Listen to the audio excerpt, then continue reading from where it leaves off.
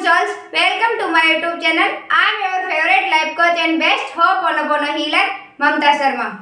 आज बात करते हैं स्क्रिप्टिंग पर कि स्क्रिप्टिंग कैसे की जाती है, कैसे रिजल्ट मिलते हैं, ये सब चीज़ों पे। ये वीडियो एक रिक्वेस्ट पे है क्योंकि मैं इस पे वीडियो नहीं बना रही थी। बिकॉज आपको बताऊं कि मैं पहले स्क्रिप्टिंग कम करती थी। इसका रीज़न ये है कि मैं वो वाली स्टूडेंट रही हुई हूँ स्कूल में जो अपना होमवर्क कभी कंप्लीट नहीं करती थी। हम टॉमबॉय टाइप रहे हुए थे तो होमवर्क करके नहीं लेके जाते थे, तो मुझे स्क्रिप्ट करना पसंद नहीं था, तो उसमें मेरा रेजिस्टेंस आ जाता था। हाँ, मैंने की है वो मैं बता देती हूँ, मुझे कब कब सक्सेस मिली है। तो पहले मैं वो बता देती हूँ कि आपका कॉन्शियस माइंड कन्विंस हो जाएगा कि स्क्रिप्टिंग से सक्सेस तो मिलती है। उसके बाद मैं बताऊँगी कि स्क्रिप्टिंग की कैसे जाती है। पहली बार मैंने स्क्रिप्टिंग की थी 2020 में, जब मैंने लॉ ऑफ अट्रैक्शन को पहली बार जाना था। मैंने पहली बार सितंबर 2020 में मैंने द सीक्रेट देखी थी। उसके बाद मैं एग्ज़ाम देने चली गई थी, मेरा ऑफिसर का एग्ज़ाम था। एग्ज़ाम देके मैं जब वापस आ रही थी तो मैंने एक वीडियो देखा था 555 का, वो एजे सर है उनका देखा था मैंने। तो उन्होंने बताया था कि उन्होंने जो बताया था कि 55 टाइम लिखना होता है 5 डेज तक। उसके ट्यूसडे की बात है वो, और मेरा सैटरडे को नेक्स्ट एग्जाम था। तो मैंने उसके चीज़ के पीछे बता देती हूँ कि मैंने उसमें कि चलो ठीक है करके देखते हैं। उससे पहले तक मेरा उसमें 80 क्वेश्चन आते हैं। मेरा उसमें था कि मुझे कितने क्वेश्चन अटेम्प्ट करके आने हैं, तो उसमें 80 क्वेश्चन आते हैं। 45 मिनट का टाइम मिलता है, मैथ रीजनिंग के क्वेश्चन आते हैं और ऑनलाइन एग्जाम होता है बैंक का, ये सब जानते हैं। तो मेरा उससे पहले तक मेरे 75 मैक्सिमम क्वेश्चन हुए थे, और वो भी पूरे 45 मिनट में। पर उस टाइम में मैंने लिखा था कि मैंने एक लाइन लिखी कि thank you so much, thank you so much universe, कि मैंने पूरे 80 क्वेश्चन, मैंने मेरे आरआरबी क्लर्क की एग्जाम में मैंने 80 क्वेश्चन किए हैं। ये लाइन लिखती थी मैं ना। और 55 टाइम सुबह सुबह लिखती थी। सुबह इन द सेंस सनराइज के टाइम पे लिख देती थी मेरा डेली रूटीन कंप्लीट करके। उस टाइम पे मैं मेडिटेशन वगैरह तो करती नहीं थी, बट एक्सरसाइज वगैरह उस टाइम पे मैं करती थी। मेडिटेशन मैंने 21 से स्टार्ट किया था, 2021 से स्टार्ट किया था। तो सितंबर में उस टाइम पे मैंने देखा था कि चलो कर लेते।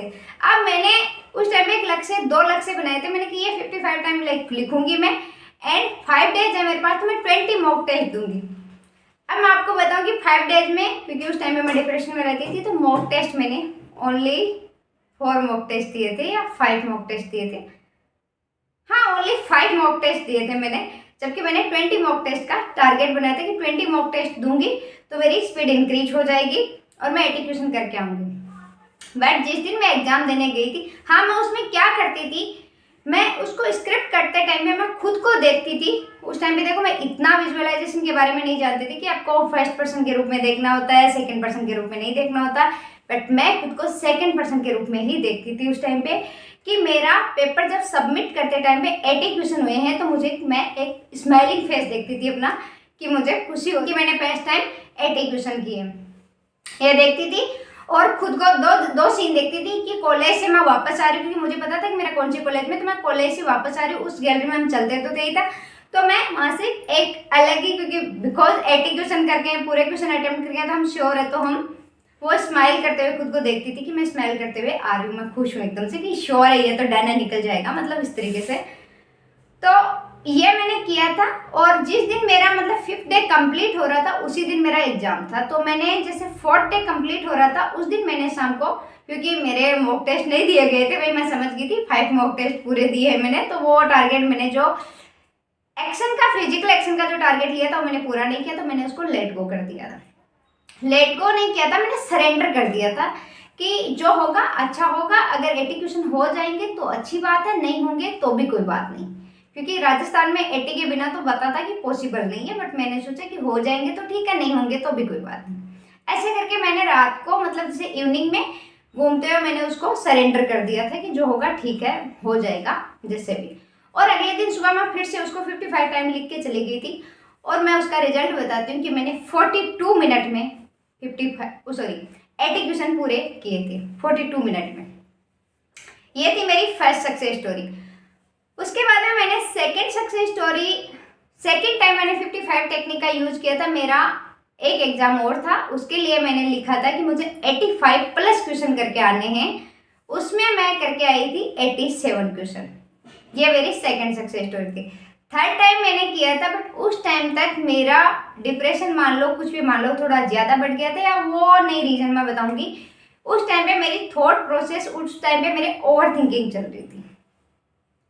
तो जब मैं स्क्रिप्ट कर रही थी उस टाइम पे मैं ऐसे ही लिख तो उस चीज़ को रही थी कि किसी रिजल्ट के बारे में, किसी चीज़ के बारे में लिख तो कुछ और रही थी, मेरा ध्यान कहीं और था।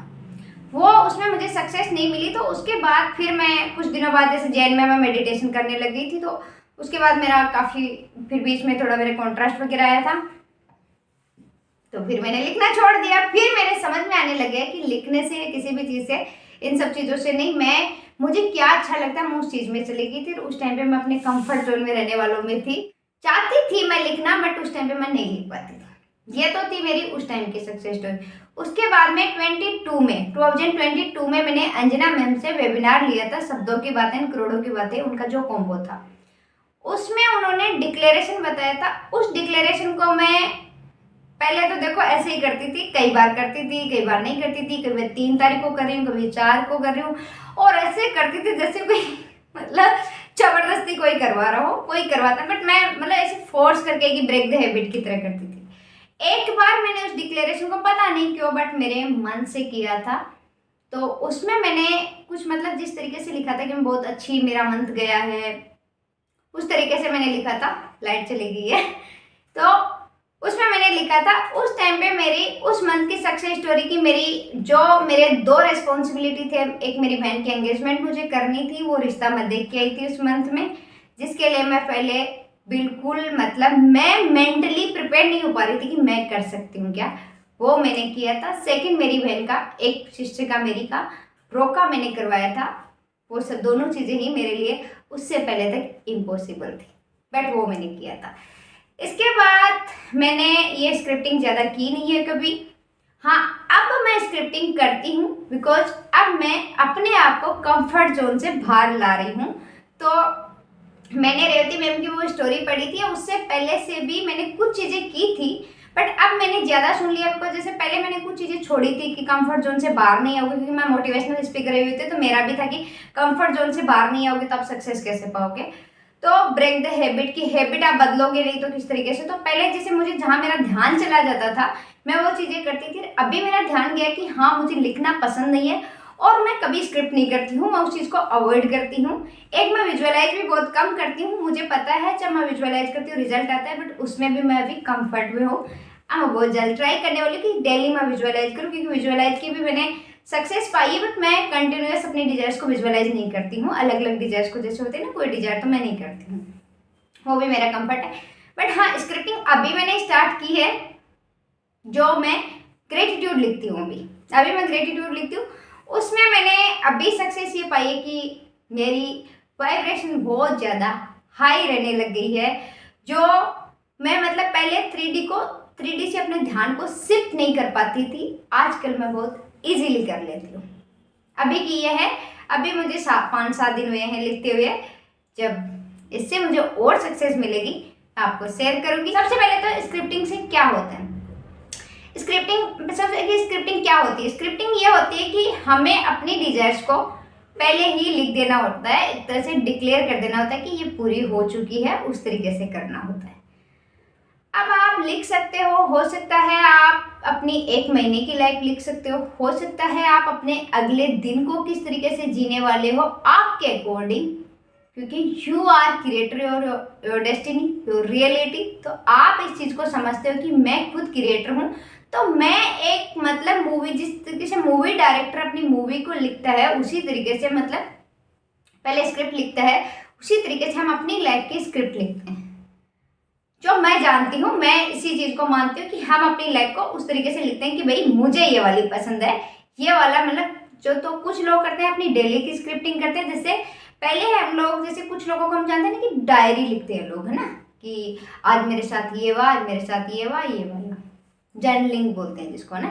तो उसी चीज़ को थोड़ा सा शिफ्ट करके, जो लॉ ऑफ अट्रैक्शन मानते हैं, जो अपने क्रिएशन पावर के प्रति अवेयर होते हैं, वो पहले स्क्रिप्ट कर देते कि मेरा नेक्स्ट डे ऐसा बीतने वाला है, मेरा नेक्स्ट मंथ ऐसा बीतने वाला है, या मेरा नेक्स्ट ईयर ऐसा बीतने वाला है, या मेरी नेक्स्ट 5 ईयर तक लाइफ ऐसी जाने वाली, इस तरीके से वो लिख देते हैं।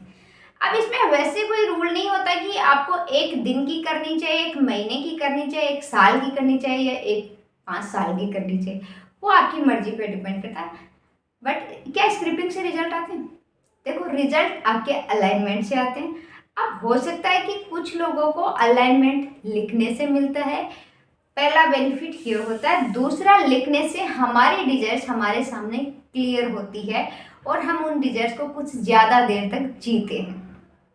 कि भाई जैसे हम लोग लिख रहे होते हैं, जैसे कोई मूवी देख रहे होते हैं। और दूसरी सबसे बड़ा बेनिफिट ये होता है कि जब हम किसी चीज़ को लिख रहे होते हैं तो हमारा माइंड वैसे भी इमेजेस के थ्रू समझता है, तो जब हम लिख रहे होते हैं तो ऑटोमेटिक ही दिमाग में इमेजेस बनना शुरू हो जाती है। किसी चीज़ को लिख रहे होते हैं, जैसे मेरा ऐसा घर है, अब जैसे घर के बारे में अगर ऐसे लिखोगे ना, मतलब डिटेल में लिखोगे कि मतलब ये वाले बेडरूम इस तरीके से, इधर उधर जो भी मतलब बेडरूम, फर्नीचर, एवरीथिंग आप लिखोगे, इतना बड़ा है, बाहर गार्डन है, स्विमिंग पूल है, ये पार्किंग है, वो सब चीज़ें आप लिखोगे तो आपके माइंड में ऑटोमेटिक इमेजेस बनना शुरू हो जाती है। बट हर चीज़ करनी, अगर आपको बहुत टफ लग रहा है तो आप अगर रिजल्ट के लिए कर रहे हो कि जैसे मैं स्क्रिप्ट करूंगी या करूंगा तो मुझे रिजल्ट मिल जाएगा, देखो इन सब चीज़ों से रिजल्ट नहीं, रिजल्ट आपके अलाइनमेंट से मिलता है। अगर स्क्रिप्टिंग आप अपने अलाइनमेंट की में जाने के लिए कर रहे हो तो डेफिनेटली आपको रिजल्ट मिलेगा, बिकॉज आप अलाइनमेंट में चले जाओगे। बट आप स्क्रिप्टिंग इसलिए कर रहे हो क्योंकि आपने किसी से सुना कि स्क्रिप्ट करने से उसने लिखी अपनी डेस्टिनी और ना उसको रिजल्ट मिल गया, भाई वो अलाइनमेंट में था इसलिए मिल गया उसके लिखने। अब जैसे आपको बताऊं कि मैं बताती हूँ मुझे 55 टेक्निक का 2 बार रिजल्ट मिला, थर्ड टाइम नहीं मिला, बिकॉज थर्ड टाइम में अलाइनमेंट में नहीं थी, 2 टाइम में अलाइनमेंट में थी तो मुझे मिल गया। थर्ड टाइम में लिख कुछ और रही थी, सोच कुछ और रही थी, दिमाग में कुछ और ही प्लानिंग चल रही थी तो वो नहीं हुआ। तो उस टाइम पे मेरे समझ में आया कि हमें उस चीज़ पे फोकस्ड रहना होता है। लॉ ऑफ अट्रैक्शन का रूल ये कहता है कि आप जिस जगह अपना अटेंशन देते हो वो चीज़ आपकी लाइफ में क्रिएट होना शुरू हो जाती है। तो आप किसी भी चीज़ को आधे घंटे तक लिख रहे हो या 15 मिनट तक लिख रहे हो तो आपने 15 मिनट तक आपने अपनी ओर से बेस्ट ट्राई की उस चीज़ पे फोकस्ड रहने की। देखो, अब वो क्रिएट तो हो गई, वाइब्रेशनली तो क्रिएट हो गई, बिकॉज आपने 15 मिनट तक उस चीज़ पे फोकस किया। अब आप अगर या तो क्या करते हो, उसको सरेंडर कर देते हो कि आपने खुद से लिखी तो आपने मजे के लिए लिखी तो आप सरेंडर कर देते हो, या आप विजुअलाइज करने लग जाते हो, या फिर आप उसको एंजॉय करने लग जाते हो, तो आपको कुछ दिनों में वो फिजिकल वर्ल्ड में दिखना शुरू हो जाती है। बट आप एक डेस्परेशन के मोड में जाके लिख रहे हो कि भाई जैसे उसने लिखा मैं भी लिख देता हूँ या लिख देती हूँ, चलो ठीक है ये कर लेती हूँ, इससे हो जाएगा मेरा काम। तो देखो, अगर आप अलाइनमेंट में जाए बिना करोगे, किसी को देख के करोगे तो नहीं होगा, आपके अलाइनमेंट से होगा। और हाँ, अब जैसे मैं लिखती हूँ आजकल ब्रेक द हैबिट के अकॉर्डिंग लिखती हूँ कि जो काम मुझे पसंद नहीं है अपने दिमाग को ट्रेंड करने के लिए, बिकॉज हम जब अपना दिमाग, जैसे क्योंकि मेरा दिमाग इस तरीके से करता था कि मुझे 3D को बहुत ज़्यादा दिखाता था। दूसरी चीज़ की ये ऑटो निगेटिव ज़्यादा सोचता था, जैसे कि आउट ऑफ कंट्रोल, जैसे कि वो नहीं होता कि शिफ्ट करना नहीं जानती थी मैं इस चीज़ को, कि शिफ्ट नहीं कर पाती थी बिकॉज मेरी बुद्धि बहुत ज़्यादा चलती थी ना। तो मैंने उस बुद्धि को शांत करने का तरीका अपनाया कि तू जो बोलेगा मैं वो नहीं करूँगी, क्योंकि आई एम मस्ट, मैं अपने दिमाग को, तो मैं उसको ये नहीं कि मैं ज़बरदस्ती लिख रही हूँ कि मेरा लिखने का मन नहीं, मैं उसको एंजॉय करती हूँ, बिकॉज मैं ग्रेटिट्यूड लिखती हूँ। इससे मैं अपनी आदत बना रही हूँ। ग्रेटिट्यूड मैं उन्हीं चीज़ों के लिए लिखती हूँ जो मेरे पास है, उन चीज़ों के लिए ही लिखती हूँ। मैं कुछ अलग से नहीं लिखती कि मैं कोई नई चीज़ के लिए लिखती हूँ कि ये हो जाए वो हो जाए, क्योंकि अभी मैं उस हैबिट में आ रही हूँ कि मुझे लिखना पसंद है और करना पड़ता है। ये मेरा दिमाग कभी करता नहीं है कि जब अगर मैंने शुरू कर दिया तो वो बाद में शांत हो जाता है, भाई ये करने वाली है अब कुछ नहीं कर सकते, तो वो ये नहीं, वो करना ही पड़ेगा, ये वाला तो मैं नहीं करती हूँ कि मुझे ये सक्सेस होने के लिए करना ही पड़ेगा। नहीं, दिस इज माई चॉइस, क्योंकि मैं 2 सालों से जानती हूँ। 2 साल पहले भी मैंने कुछ आदतें छोड़ी थी जिस टाइम पे मुझे मेरा छोड़ने का मन किया था। अब मेरा फिर से आया कि अगर मैं लाइफ कोच हूँ तो मेरा अपनी वीकनेसेस पे अपनी वीकनेसेस को मेरी स्ट्रेंथ बनाना मेरे लिए, मतलब जैसे कि मेरी इच्छा है, मतलब मान लो मैं ये नहीं बोल रही इम्पोर्टेंट है कुछ ऐसे है, नहीं, मुझे लगता है कि मुझे बनानी चाहिए, बिकॉज मेरी काफ़ी सालों से इच्छा है। मैं कभी होमवर्क नहीं करती थी, बट मेरी इच्छा थी कि मैं लिखूं, बट मैं नहीं लिखती थी क्योंकि मैं अपने कंफर्ट में रहती थी। अगर मैंने फाइल्स वगैरह पे बनवाती थी तो मैं अपनी फ्रेंड से बनवा लेती थी, ये सब चीज़ें करती थी, तो इसलिए मैं लिखती हूँ। अब आप लिखने से रिजल्ट आपको मिल सकता है, बट उसको एक गेम की तरह खेलिए, बिकॉज आपकी लाइफ भी एक गेम है। हर एक चीज़ को एक गेम की तरह लेके चलोगे ना तो आपको वो इजी रिजल्ट देगा। आप उसको बड़ा सीरियस होके करना शुरू करोगे ना कि भाई ये करना है, मेरे पास इसको करने के अलावा मेरे पास कोई ऑप्शन ही नहीं है, तब आपको रिजल्ट मिलना मुश्किल हो जाता है, मतलब टाइम लग जाता है। अब ये नहीं कि आपने कोई डिजायर लिख दी, यूनिवर्स उसको भूल जाता है। यूनिवर्स तो आपकी बोली हुई किसी डिजायर को भी नहीं भूलता है। तो आप अगर लिखो तो सबसे पहले अपने माइंड को प्रिपेयर करो, जिस भी तरीके से करते हो, जैसे सोच कुछ इस तरीके से करो, चलो यार गेम खेलते हैं, चलो राइटिंग ठीक करते हैं, चलो देखते हैं अपने अंदर कितनी क्लियरिटी है अपने डिजायर को लेके। तो कुछ भी करके इस तरीके से आप अपने माइंड को ट्रिक करके लिखना शुरू करते हो, या फिर यार लिखने में क्या ही जाता है, देखते हैं हम कितने क्रिएटिव है, चलो देख लेते हैं। इस तरीके से अगर आप लिखोगे तो आप उस चीज़ पे फोकस नहीं होगे। भाई देखो, जिनकी बुद्धि कम चलती है वो, मैं मान लेती हूँ कि वो, मतलब जिनकी बुद्धि कम चलने का मतलब ये नहीं कि वो बेवकूफ़ होते हैं, नॉट एट ऑल। वो क्रिएटिव टाइप होते हैं, वो इनोसेंट टाइप होते हैं, वो लॉजिकल कम होते हैं, उनका क्रिएटिव माइंड ज़्यादा चलता है, तो वो इन चीज़ों को एंजॉय ऑटोमेटिक ही एंजॉय करते हैं। बट जिनका लॉजिकल माइंड ज़्यादा चलता है वो लोग इसके लिए नहीं होते हैं। वो उनका मतलब जैसे कुछ कर रहे हैं तो उनका लॉजिकल माइंड, अच्छा इससे ये मिल जाएगा, ओके इससे ये मिल जाएगा, इससे ये मिल जाएगा। जैसे मेरा माइंड थर्ड टाइम में करने लगे था, इससे ये लिखने से ये मिल जाएगा, ये मिल जाएगा, ये मिल जाएगा, तो मेरा माइंड ये मतलब और आगे मैं ये कर लूँगी, ये कर लूँगी, वो कर लूँगी, तो उससे नहीं मिला। तो लिखो तो ये ध्यान रखना, स्क्रिप्टिंग आप किसी भी तरीके से कर सकते हो, हर दिन की कर सकते हो, एक महीने की कर सकते हो, एक साल की कर सकते हो, अपनी पूरी लाइफ की कर सकते हो। अपनी पास्ट स्टोरी को भी अगर आप चेंज करना चाहते हो, चेंज इन द सेंस कि आप अपने, क्योंकि पास्ट कहीं और एग्जिस्ट नहीं करता, हमारे दिमाग में एग्जिस्ट करता है, उसको चेंज करने के लिए भी आप अपनी पास्ट की स्टोरी को भी आप चेंज करके लिख सकते हो, अगर आप लिखना चाहो तो। अगर आपको बहुत रेजिस्टेंस आ रहा है पास्ट को निकालने में, हटाने में, तो आप ये ट्राई कर सकते हो। बेनिफिट मिले तो ट्राई करने में क्या जाता है, वो अपना के कर सकते हो। और आप अगर मेरे से पर्सनली गाइडेंस चाहते हो तो पर्सनल सेशन बुक कर सकते हो, या माइंड रिप्रोग्रामिंग, आप अपने माइंड को पूरा रिप्रोग्राम भी करना चाहते हो तो माइंड रिप्रोग्रामिंग ज्वाइन कर सकते हो, मुझे व्हाट्सअप कर सकते हो। इसके लिए मेरे व्हाट्सअप नंबर नीचे दिए हुए हैं। वीडियो को यहाँ तक देखने के लिए थैंक यू सो मच। खुश रहिए, गॉड ब्लेस यू।